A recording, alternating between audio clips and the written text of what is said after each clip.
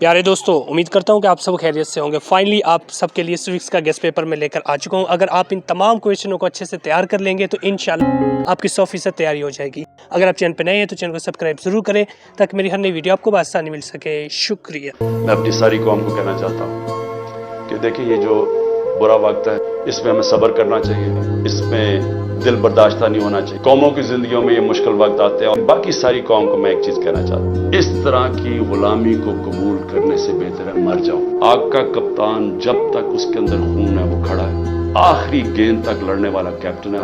हार मानने का सवाल पैदा ही नहीं होता।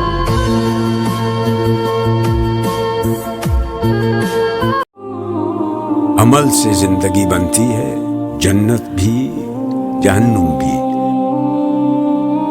ये खाकी अपनी फितरत में न नूरी है न नारी है।